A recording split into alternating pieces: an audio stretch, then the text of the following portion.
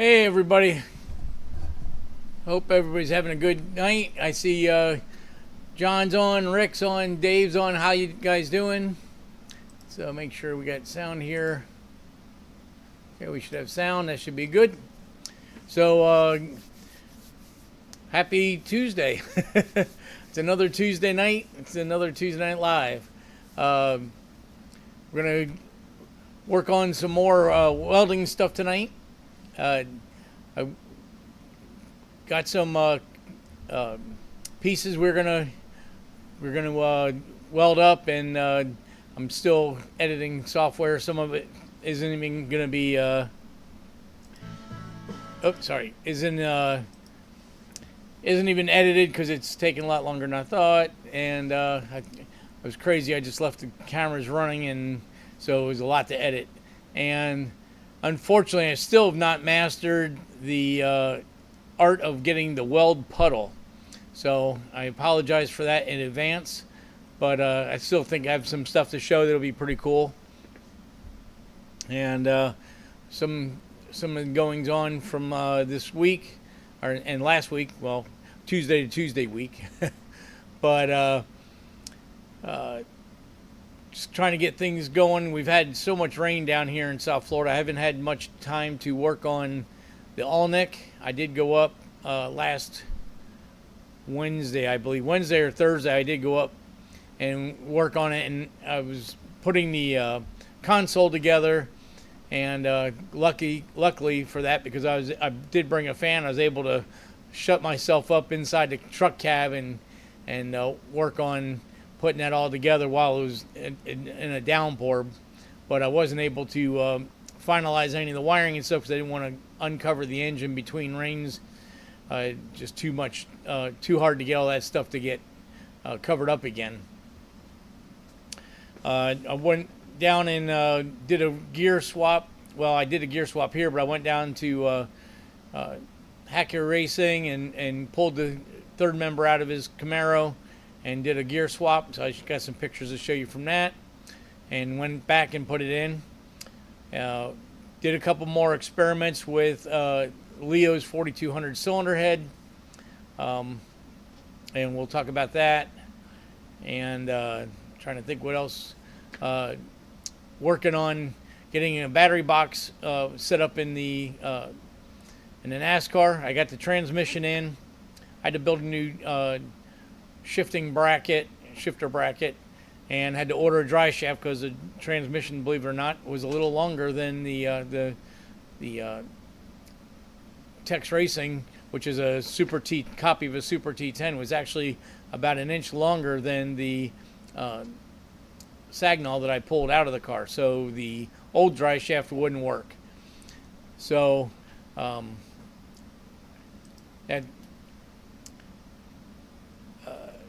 sorry, I got things running here at the same time. So we're getting farther along with that stuff.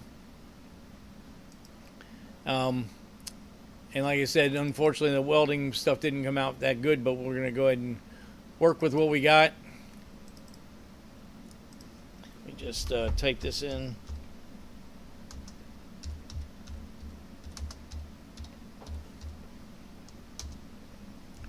All right, so now we got that stuff taken care of here. All right, so sorry about that. So I guess show you the gear swap we did there.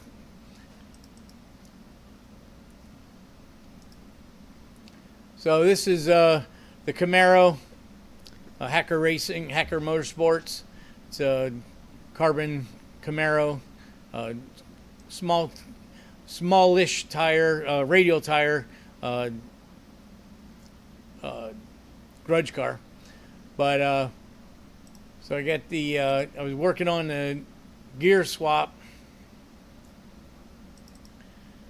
and I thought, oh, I know what happened. I had sent him a picture with all the parts on the bench were on a in a text message. That's why it wasn't on my in my gallery. But here's the strange ultra case. Notice the 10 bolts on the on the bearing support, pinion bearing support, instead of the normal 5 like you would normally see. So on a Pro gear, this has got a Pro gear in it. So it's a 35 spline pinion instead of a 28 like they would normally be. Everything's oversized because of the racing application. So on those, you have to torque the. There's not a crush sleeve on the pinion like on a normal rear end.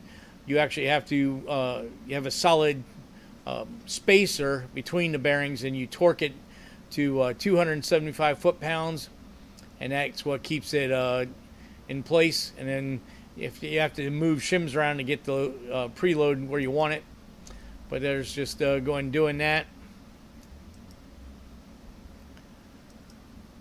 And then we torque the pinion support in. Obviously, you see the white dots. Anybody that's on the channel knows I use that to denote that it's been torqued. But we torque everything in on these housings. It's all aluminum, so you don't want to just run them in with an air gun and call it good like you might on a street car diff. You actually want to torque everything to spec. And you can see this one's got a speed sensor in it. And then you set it up for your pinion depth. I mean, basically just same as you would do any other rear end. It's just a lot bigger, different, bigger parts. And torque the ring gear onto the spool. Again, paint them the dots for clarity, for knowing that we torqued them to spec. And then put that in and check the backlash. And there's our backlash spec. 8,000 to 10 thousandths is what they call for backlash. And then after we got the backlash checked, we went ahead and pasted it. And that's our drive side markings, which are spot on. And our coast side, which again, spot on. And so that was all set up, and I went down and installed it and got that done. So that car is going to be hitting the track here soon. So can't wait to see that. And so let's go. One of the other things to catch up on is the transmission in the Cup car. So I might have showed a couple of these pictures last week, but there's the lightweight clutch, lightweight flywheel. We had to change the disc because the Tex Racing has a 28 spline, a 26 spline rather, fine spline, and the Sagnol had a 10 spline, so I have two discs for that. And there's, you can see the disc there. It's a puck, ceramic puck disc. Now, one of the things I didn't know when I got this, I thought this transmission was in a Cup style car to start with, but you can see here's your 3 bolts that mounts the shifter to the transmission, and you can see that the shifter is clearly behind all that. So I assumed that this was going to go right into the car. There's just the other side of it. Got the pump with the hose going to the spray bar inside. Got the hydraulic clutch sitting on there, which you have to make an adjustment for the depth there. And so once I had the transmission in the car, I realized the pictures are out of sequence, that plate was not going to work. So I had to make a new plate, and you can see that the shifter location is moved right above the triangle here. So got that all situated. Wasn't accounting for having to do that, but we did.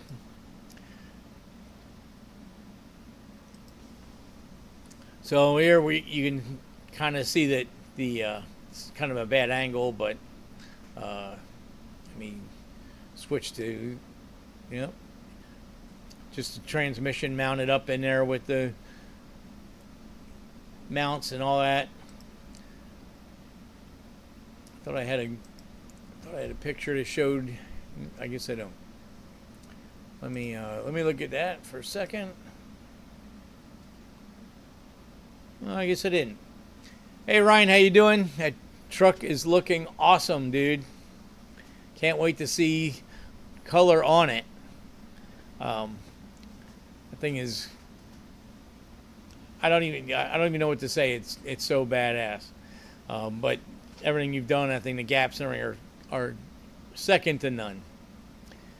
So I guess I'll go back to this picture here. So kind of hard to see this angle. I thought I had a better angle, but the shifter hole is here, and it's pretty much 1 inch behind that center top mounting bolt. So that's why we had to make the new plate. You can see there's a yoke and a dry shaft stuck in the back of the trans, but it was too long. That was the dry shaft from the other transmission. So I have that on order. It'll be here Thursday. So for next week, I'll have some pictures of that with the shifter mounted and everything. But moving along with that, and the other thing I'm doing in that car. So the big thing with the Cup car is, I had kind of messed around with it, trying to make it ready to, when I took it to Darlington. I didn't need to, but the racer in me, the chassis setup guy in me, said, I can't go to an oval track set up like a road race car. So I changed the alignment, changed the corner weights and everything for circle track, which at that point you want all your left side weight as much as you can get. You want as much cross weight as you can get on the right front, left rear. And that way the car pivots across there. If you guys remember our chassis discussions, I don't know, around around episode 50, I think. I don't know the exact episode number, but you can go back and see them. But we talked about, how you'd want to set up the corner weights and stuff. So now the car is being set up again for road race. So it's a lot better balance and everything. It's a deal that that's what I'm trying to work on, selling the car. Chuck it in the lathe and cut about 1 inch and re-weld it. You're right, John. But I talked to my dry shaft guy. I use PST, Precision dry shafts over in Clearwater. And that dry shaft had a 1310, 1330 front conversion joint and a 1330 in the rear. And Ron talked me out of that and said, no, you need to put a 1350 in the front, and we'll do a 1330 in the rear. So I just went ahead and had him build a whole new dry shaft. Plus the fact that the Sagnol transmission is still a good backup transmission. If a person were to go to a road racing event, SVRA, IMSA, even SCCA club event, it's usually multiple days. And if you, and especially the SVRA and IMSA, they're all over the country, so there's some traveling involved. So I wanted to keep the Sagnol transmission intact so that if you were at a race at a distance away, you could always swap the spare trans back into the car and still get through the weekend. It might not be as good as the road race transmission, but at least you could finish the weekend and get your money's worth out of in your seat time. So that's another reason why I didn't want to cut that dry shaft, because we still need that dry shaft to put the Sagnol back in the car. But so what I've been working on now is getting the car set up for circle track, or for road course. So for road course, you want the car balanced 50-50, 50-50 front rear, 50-50 left and right, if you can, or as best you can do. So these cars have frame rails where you can put store lead in them on both sides, although the driver's side has 2 rails. The passenger side only has a single rail. But the other thing is, these guys that are racing these cars, vintage cars, there's really no NASCAR rules, so to speak. They want the car to be as correct as it can be from its era, but they're not going to put templates on. So the front runner cars have had aero changes done to them, and they've done other things, like I'm doing with this one, moving the battery box. If it was a dry sump engine, move the dry sump to the opposite side of the car to get your corner weights right. So that's what we're working on now, is making a new battery box. So here's a little video on that I did for that. So to outfit the car for road course, a couple things we want to do. One, this is the battery boxes on the driver's side. That's where NASCAR circle track guys, you don't normally run them at.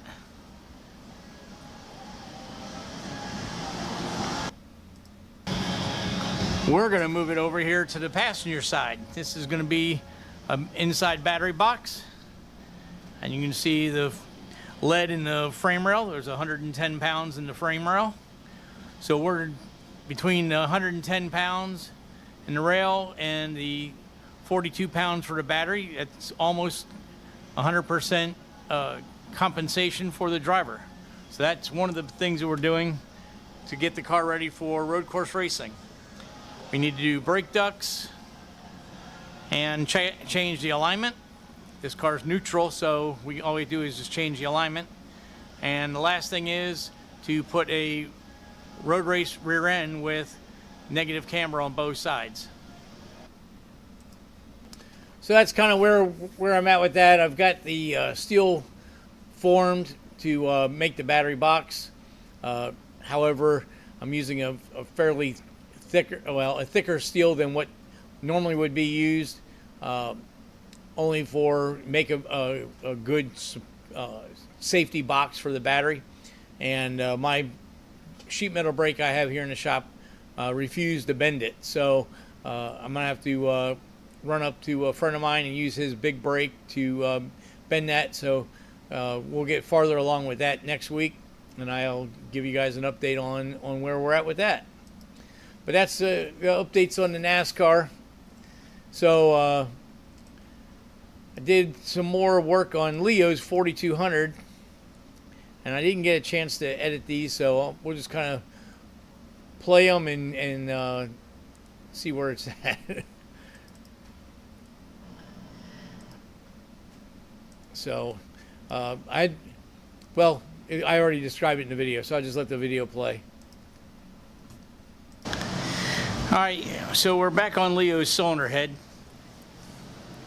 and it occurred to me that using the air gun, it has a very small tip in it and a very small tube, so we may have had a restriction problem from that. So what I've done now is I built a block of aluminum and bolted it to the cylinder head, so now it's got a passageway just like the engine block has. And we're going to go ahead and rerun this test and see how it works before I put a restrictor in the upper half. So just to kind of go over, there's the rails and the T-fitting with the O-ring going into this cylinder head. So we're going to go ahead and charge up the AccuSump and do another test. So that's kind of what I was wanting to do. So I got a piece of 3/4 inch aluminum, cut a gasket, and now grabbed one cylinder head bolt and then used the C-clamp on the outside, and was able to mock up the oiling like it's bolted to the block, and it can take full use of the restrictor that's in the cylinder head, and we don't have to worry about the restriction that my oil air gun was using. So I figured there was some restriction there. So let me see where this is at. Okay, so it's going to be, the camera's going to be bounced around a little bit because like I said, I didn't get a chance to video it, but here's our test.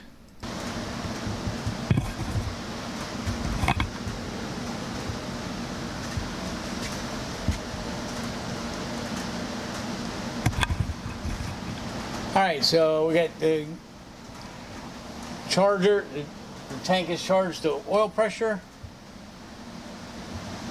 I'm gonna go ahead and Set my stopwatch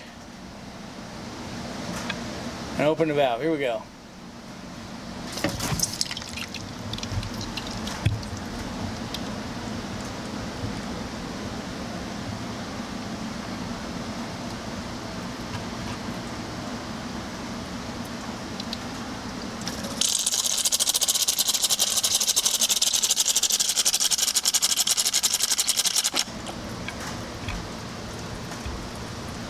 Okay, so it's 30 seconds for a quart of oil. So we'll see how that worked out.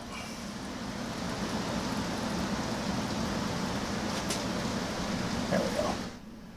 So, yeah, as you can see, it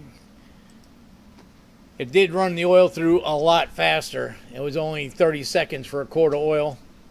And unfortunately, it was a really bad angle on the camera. I thought it was going to be a better angle, but you really can't see the oil spraying at all. And I noticed that the volume of oil coming through the rails was large. So I did some more research, and I was able. I gave T&D a call.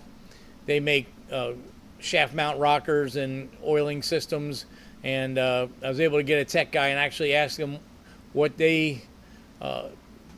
size orifices they used in their lines, and he told me that they can machine their rockers and have a oil squirter coming out of the rocker, and they use a 30 thousandths hole. So the holes I drilled in the stainless rail were 48 thousandths, so quite a bit larger. The reason for that was I had bought some 30 thousandths, which I kind of thought would be a good size, but the drill bits were very soft and had a real hard time drilling through the stainless.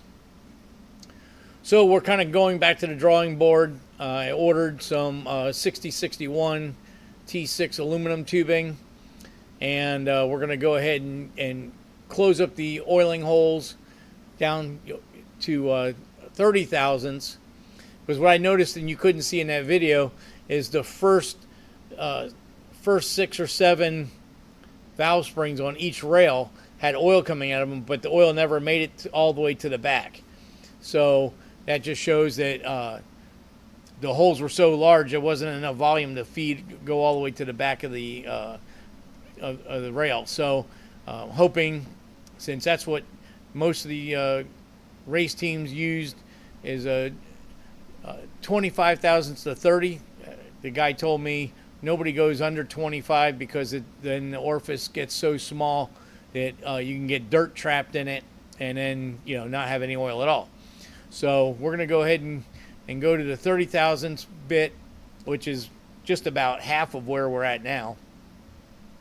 And actually, by using the radius of the hole, it is over half the size. We're going down over half the distance that the current ones have. So that should be real good for that. And we'll see how that works out. Hopefully that stuff will be here this week and I can get it done before next week, and hopefully be able to get this thing finalized so we can get it prepared to get back on Leo's motor. So that's the update on that. I did talk to Leo recently, and we are trying to get that thing finalized so we can get it back and on the engine and go from there. So I think, let me see if this, nope, this isn't it.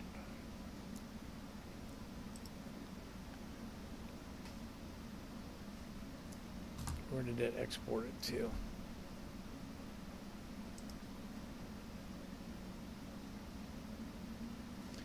Trying to find the video.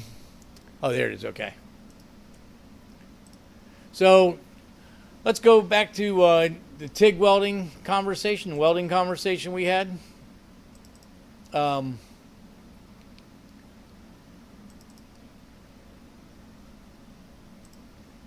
So on TIG welding, obviously you use a torch and a filler rod, and that's how you apply, instead of a MIG where you have continuous wire feed.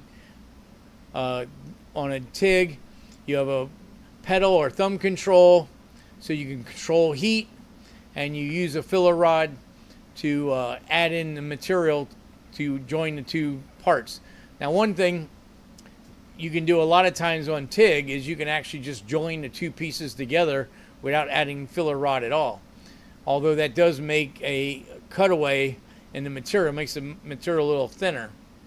So that can be problematic, but that's the beauty of TIG welding, is you can do that. If it's something that's not going to have any load on it, you can do that and get the weld done, no problem at all. So here's a little, where is it?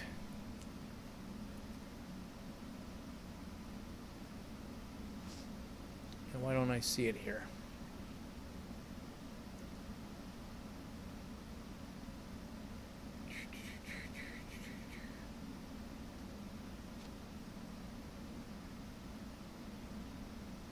I saw it a minute ago. It's crazy. I made a video for you guys, and now I don't see it. All right, let me go again, open it up again. Let me see if I can figure this out. But anyway, so oh, it got stuck under MIG, that's why. Okay. That's why I don't find it. Went into the wrong file folder.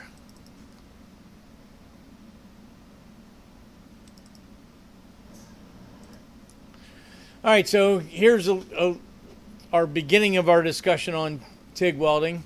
And remember, I kept saying cassettes last week, and it's actually wrong. It's actually the pieces that you can buy to test your welding practicing on are actually called coupons. So here we go. So last week I was calling this by the wrong name. I was calling these cassettes when they are actually coupons. So these are pieces you can buy on Amazon. This is aluminum triangle, some dice of aluminum, there's some steel dice. Again, there are numbers and also dice numbers. And then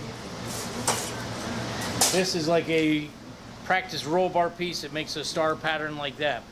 So you can buy these for, 10-15 bucks on Amazon, and they're great for practicing. You can work on your skill and create some pretty cool looking stuff, and that's what we're going to do. We're going to go ahead and weld these together using a couple different ways, and see how it works out. So as I mentioned before, you always want to clean all your components that you're going to weld. So acetone works well, dries fast. Grab some towels.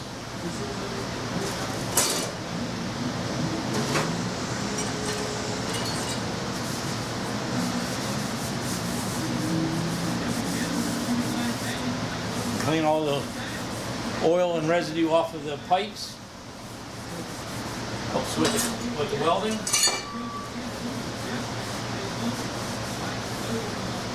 You can see how much crud comes off. You don't want to get that in your weld. Now, if these weren't raw steel, you want to get a sander and sand all the scaling off of it.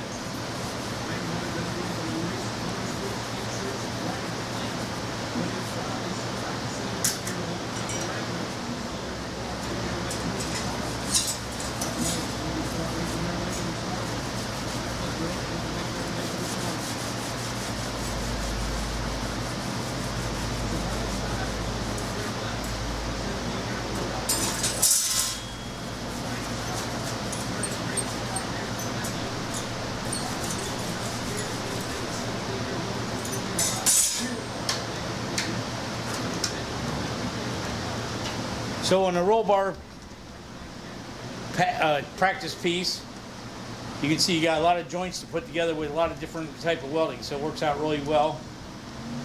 And they show you which pieces go where, and that's how you start it out, and you get that all in there and go from there.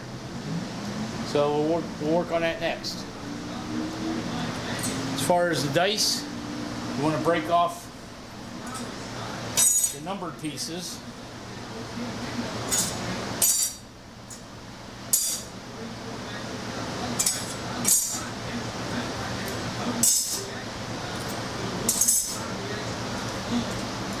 And you want to sand all the edges, get rid of all the burrs.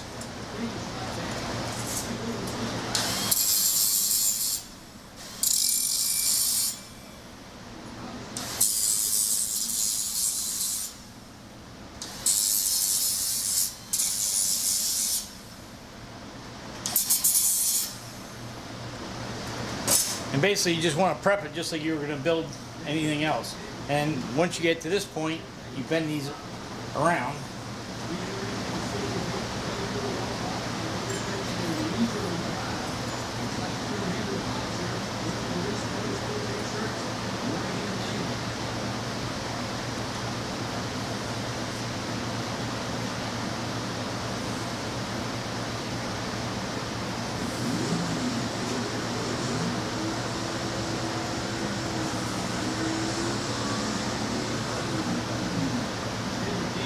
And I take a hammer and kind of close it all up. Now you can just kind of clamp it together, tack it in place, and you'll have your block to weld together.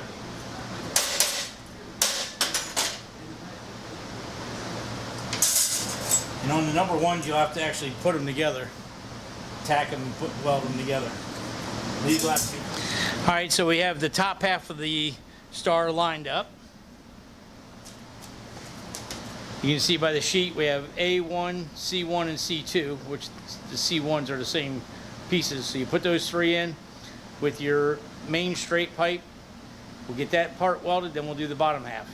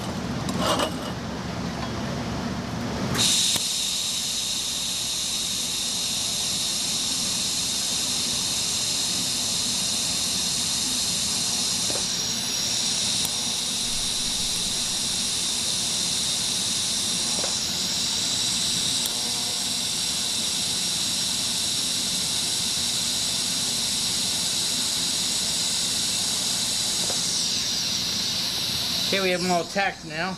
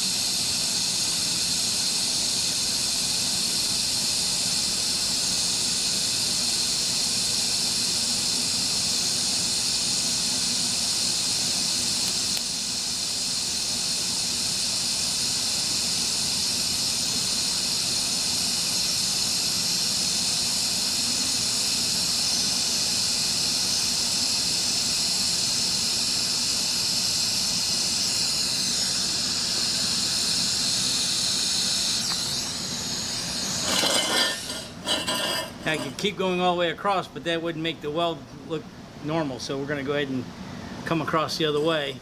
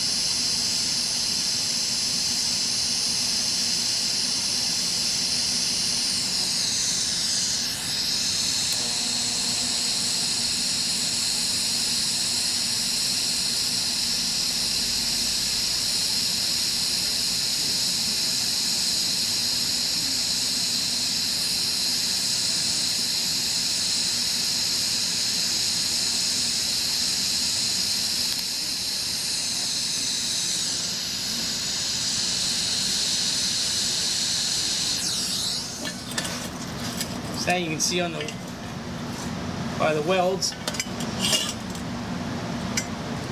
you can see the weld puddle and why we came in this way and then came in this way to get a center stop spot. Now this one moved a little bit, so the gap got a little big. We burned it in a little far. This is actually a little bit burned in more than we would normally want it, but not a bad start for just some scrap steel. But this is why we want to practice, so we can get this the way we can, the best we can. You can see the colors that are in there. I used stainless rod on the steel. I was hoping they were going to ship the stainless, but they didn't. On this side, where we got to go. Now, one of the reasons for using the large cup is to get down in here. Obviously, we're not going to be able to do that. But this large cup, we'll be able to turn up the gas. When you open up pull the tungsten out like that, you have to turn your gas up higher because you need to keep that shielding area over your weld.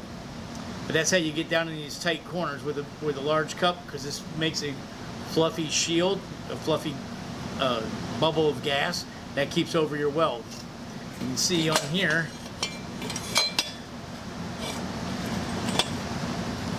you can see on there the nice weld that we were able to put on there. And we got pretty far around the corner there. So now we'll go ahead and finish these up, and then we'll continue on. And one of the things you want to do is you want to start back on the weld about 1/4 of an inch and then work your way through. That way you won't see a starting stopping point.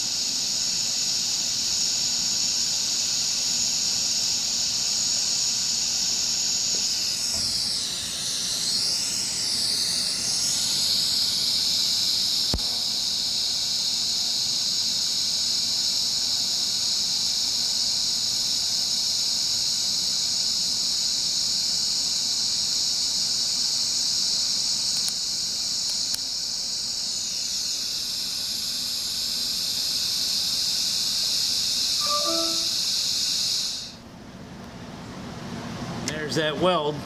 It's a little awkward pushing it towards the camera, but I was trying to get it so you guys could see the puddle.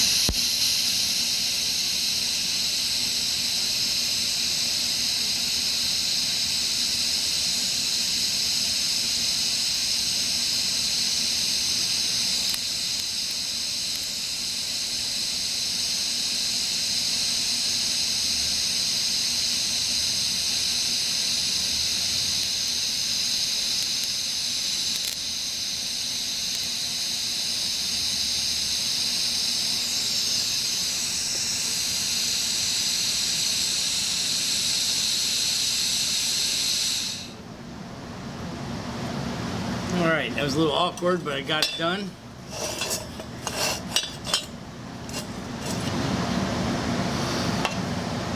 And there it is. You can see the weld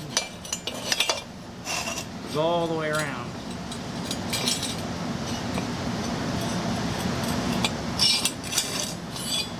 So that's why these are good practice, because you can learn how you got to put your hands and feed the wire and all those things. So now we'll go ahead and work on some of these stainless dice.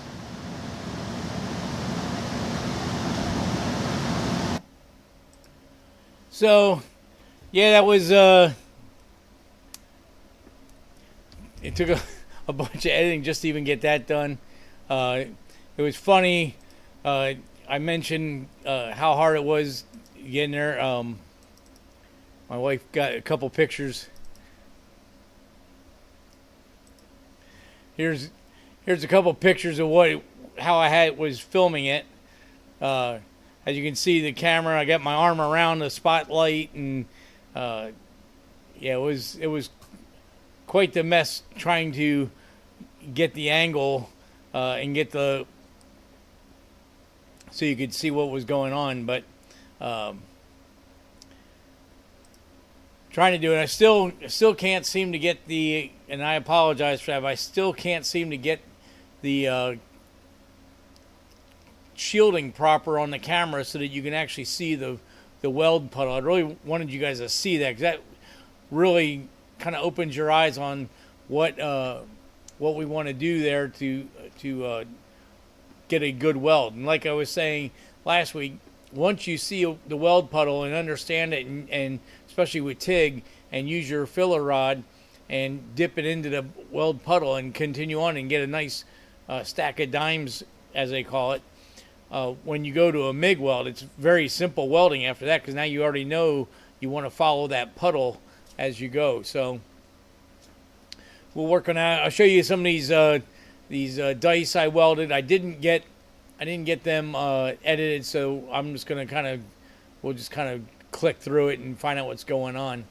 I saw that Chris came on during when I started that. He was looking to. You're looking to grind your front rotors. What do you mean by grinding your front rotors? They're catching your wheels at some point. So you have to let me know what's going on there. Yes, you can grind on them. I mean, we've done it before. It kind of sucks to grind on a brand new or a new powder coated caliper, but sometimes wheel fitments and stuff have to be done. So just get with me, Chris, and let me know what you're looking for, and we'll try to get that figured out. Rick says, efforts are greatly appreciated. I appreciate that. Yeah, it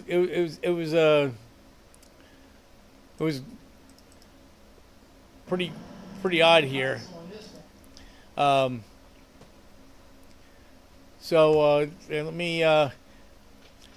go. I'll show you the second one I did. And this is a really good trick for when you're welding thin metals. And that's to use a solid block of material, whether it's steel, brass, aluminum, whatever you have in the shop, and you can first of all, you can get your joint set up properly, because now you can use that to line them up properly, and you don't have to fiddle around with it while you're tacking. But the other thing is, the block will absorb heat, so you can get a good penetration and not blow out. The other thing is, you're stopping any oxidizers from coming in from the backside, because it's against another piece of welding. So that keeps the weld puddle very clean. Yeah, John, you're right. I mean, oxygen acetylene welding is very similar, because once again, you're still using that torch to gain your weld puddle, and then you're going to dip your brazing rod into that puddle to make your weld.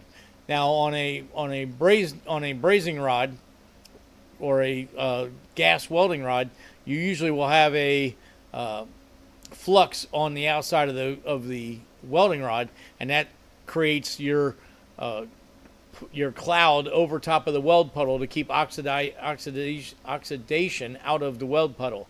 That's a problem with the old school way that the old body shop guys would do it, with coat hangers, because now there's no coating, and so you'd always get a lot of porosity in the weld. And of course, it's not gonna, with the porosity, likely it's gonna come back and rust even quicker, because there's porosities in the weld joints, not pure steel. So let me show you this on the video.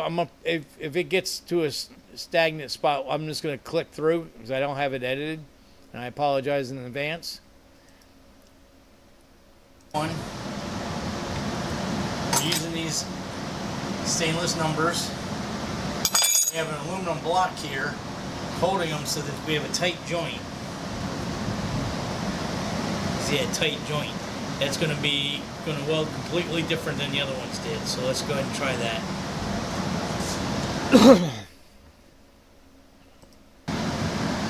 So I'm a dummy and didn't get the camera turned on, but you can see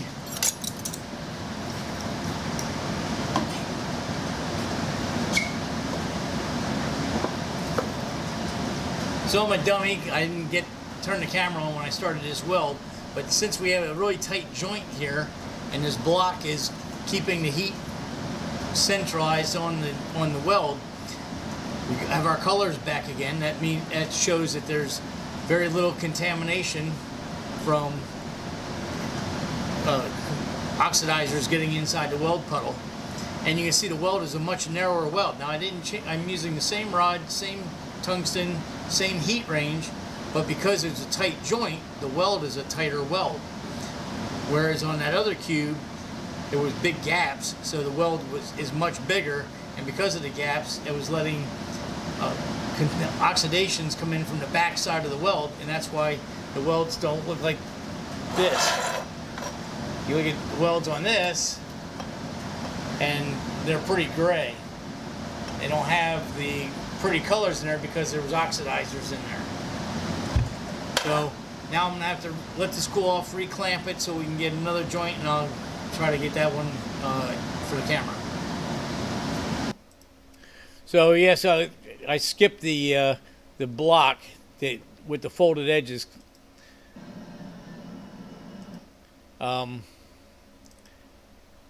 So here's this one. I did get some video on this one, so let's go ahead and watch this one real quick.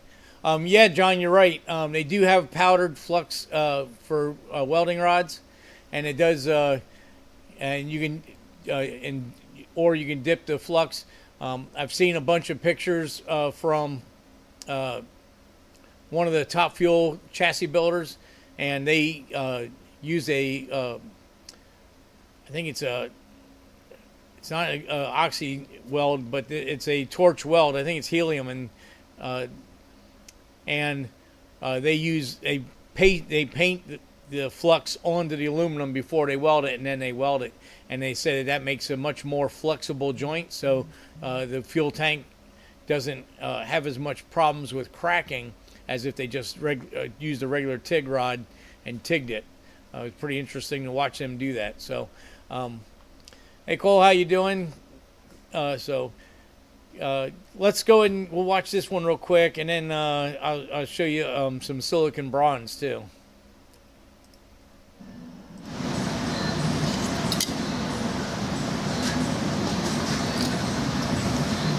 I just wanted to show you this. Actually, instead of watching it, I clicked the next video.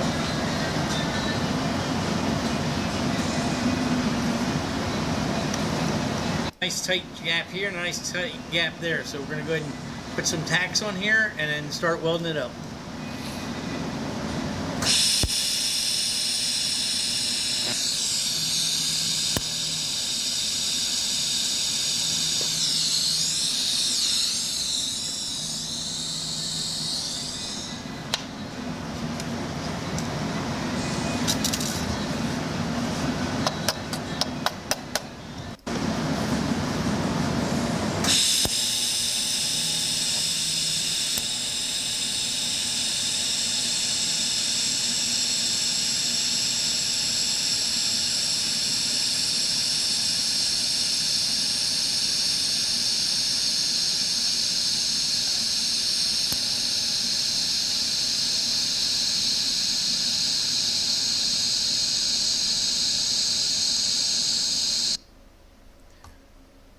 Wanted to stop it right here. You can almost see the cloud coming around of gas that's making the pocket so that the weld doesn't get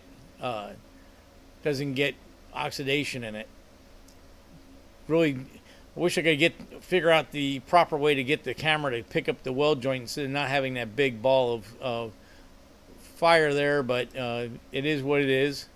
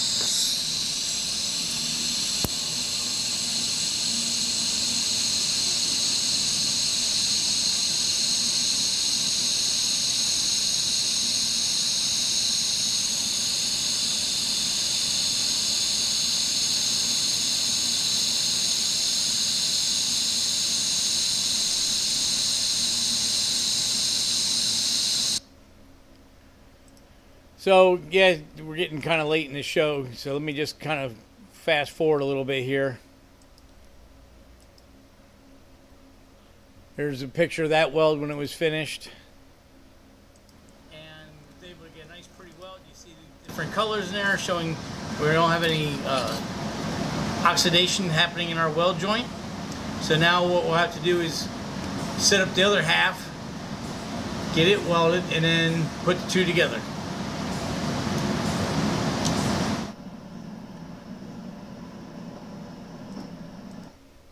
So yes, that was a three-sided, and then I got the other three sides together. This is an interesting spot. Let me go ahead and show you this real quick. We'll bounce around a little bit. I apologize. But here's the back side.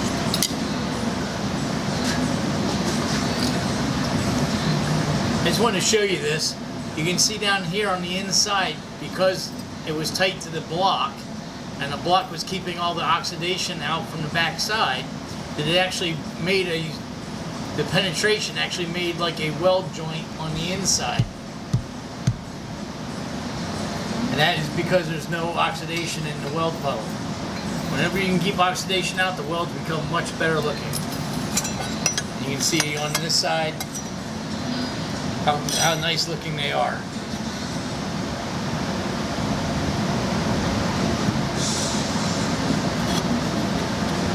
So now we'll make another one of these and put the two halves together.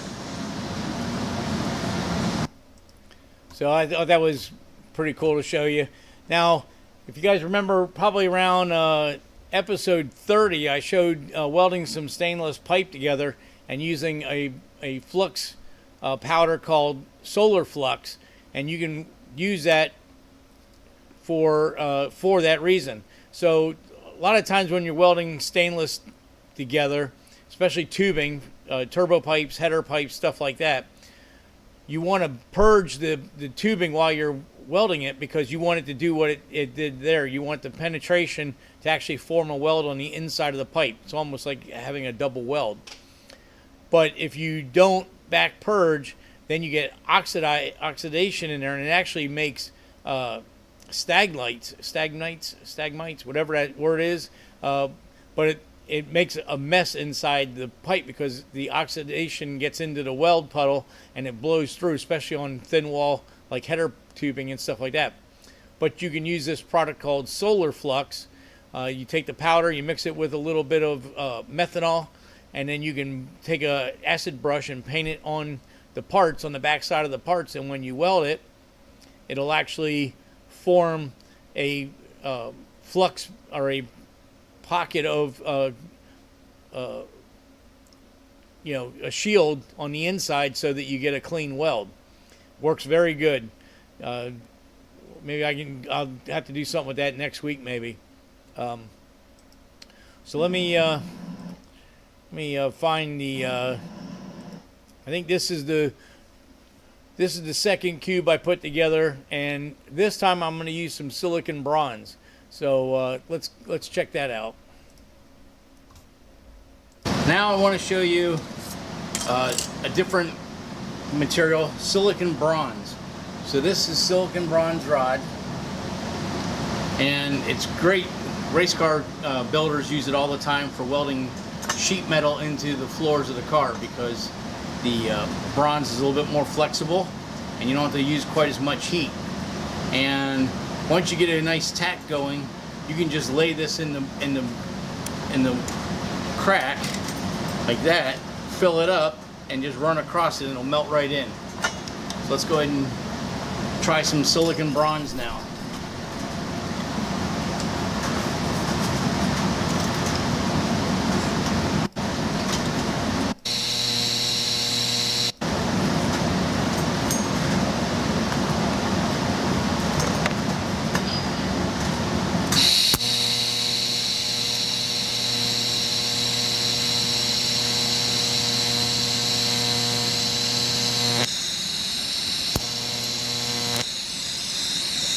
Too far away.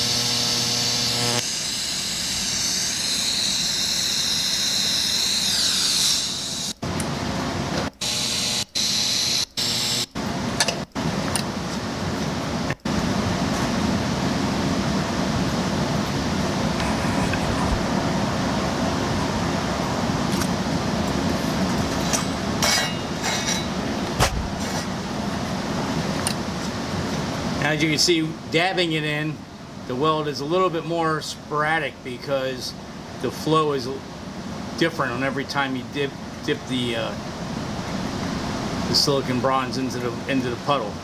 It works a lot better when you do it this way and you just lay it down and let it flow. Kind of almost see the bronze color there. I imagine if we hit it with the grinder,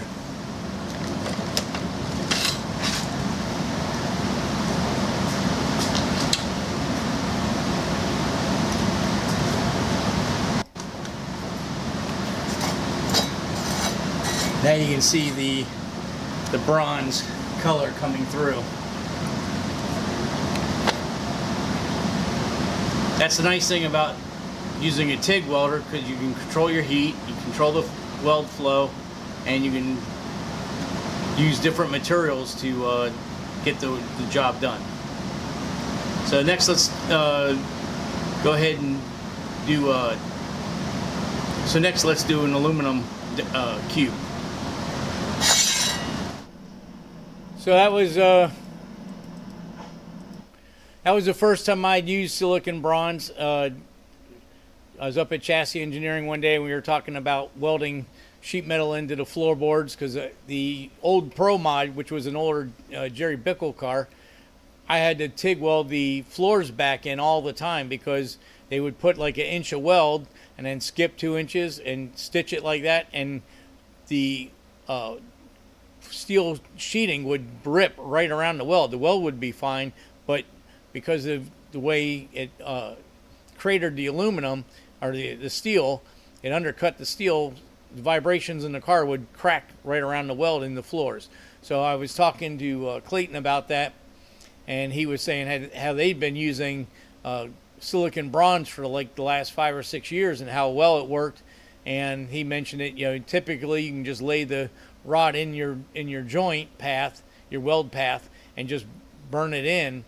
And the bronze is softer and it keeps the floors from cracking, because there's a little bit of flux in there, and because you're not putting as much heat into it, you don't have to worry about the steel annealing or getting brittle from the heat and then cracking around it. So I'd bought a bunch of silicon bronze to do the floors in the Vet Hawk, and that was the first time I had ever used a rod. So it took a little, a second or two to figure it out. I had a couple of times where I was putting too much heat and then it would burn the silicon bronze out of the way. That's why I had a couple little hole craters I had to go back and fill, because just learning how to use the material. But it takes a lot less heat, and I think it's going to work really well on the Vet Hawk. I wanted to fully weld, being my car is going to be a street car.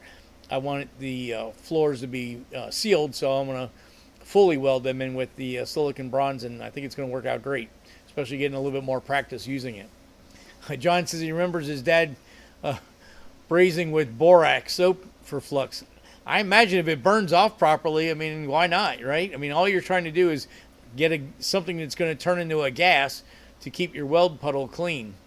So I didn't show you the cube that I welded with the TIG wire, or with the stainless wire with the big gaps. The welds were all grayed out because it was getting oxidation from the backside. I had thought after it was already done that I could have probably used some of that solar flux and that would have probably cured that problem.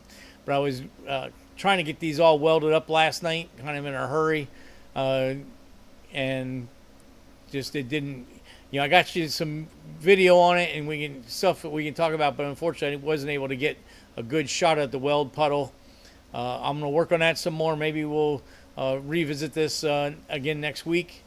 The aluminum pieces, that was a total fail. I did the triangle, and unfortunately something is wrong with my TIG machine. When I switched it to AC and I was trying to use the pulsing part, what the pulser does is it turns AC, you're getting your ground is a ground and the electrode is power, but when it pulses, it reverses the polarity, and you can make it reverse polarity and seconds or microseconds, and it actually makes a really loud buzzing noise. So I was trying to get that to work, but for some reason the buttons on the front of my machine quit working while I was trying to set it up. So now I have to look at what's going on with my machine. Although I will mention that my Sync-Wave 200 Miller TIG welder is probably 25 years old. I think I got that around 2010. No, I'm sorry. I got that welder when we were racing the Pro Mod, so that would have been 2005. So that welder is 30 years old.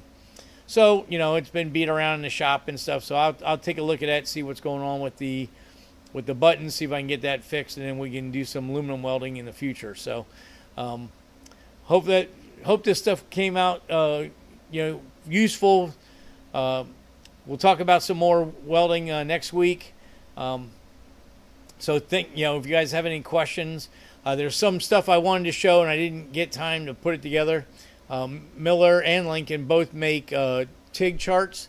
In fact, I think Miller has an app you can put on your phone, and you can put in the app what materials you're using, and it'll tell you what size tungsten and what size filler rod to use, and maybe even what type of rod to use. I have the app. I've never used it, but we're looking at that. That's usually a big thing that people run into. The TIG machines come with like a 3/32 or maybe even a 1/8 tungsten, and when you go to get welding rod, they sell you the heavy welding rod. You don't need that big of a tungsten or filler rod unless you're welding like 1-inch solid aluminum. You usually want your filler rod and your tungsten to be the same, or I prefer it to be half the size of the material that you're actually welding. So all that welding I was doing on these videos was with a 40 thousandths tungsten, and I was using 40 to 50 thousandths filler rod, and that was on like 60. It works out well using the right stuff. Using the wrong stuff, it gets really hard. So we'll talk about that next week, and that'll help you guys out in the future. See, Mike says, do welders have a shelf life due to technology? Yes.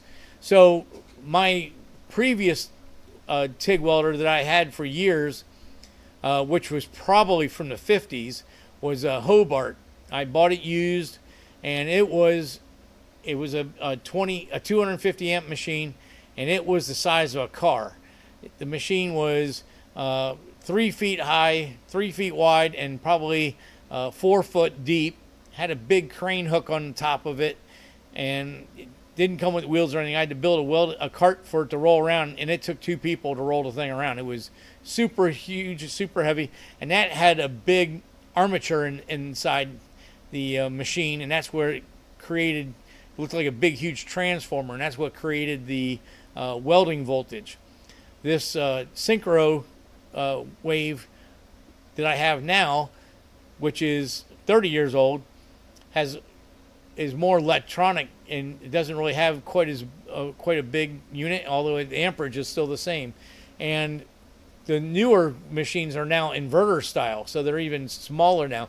You can get a Lincoln, Miller, Yes welder, name it, but there's a ton of them out there that now they call like a suitcase, and it's actually like a 2 foot long, 1 foot wide, 1 foot high, and it's got the same amperage and power as my big Sync-Wave. So yes, technology, just like in ECUs and laptops and computers and everything else, technology changes, the machines get smaller. I still really like my Sync-Wave, so unless it is super expensive to fix, I will probably repair it and keep on using that rather than getting a newer technology welder. But that, who knows, down the road I might go ahead and do that. But that's the show for tonight. Hopefully it was some useful information. Like I said, you guys think about any questions you may have with the about the welding and the weld puddle and stuff. Put them in the comments or save them for next week, and we'll discuss it next week. We'll probably do a little bit more discussion rather than and maybe I can get a couple maybe I can find a couple of videos online that we can get some good professional videos that show the weld puddle that I've been trying to show you guys. I can't seem to get that down. So anyway, hope it was useful. Chris, call me tomorrow. We'll talk about your calipers. So that's it for tonight. I appreciate everybody coming on. It looked like we had a pretty good crowd tonight, and hopefully it was good, useful information. And we'll do this again next week. So everybody have a great weekend and great rest of your week and a great weekend. And we'll talk to you all next week. See ya.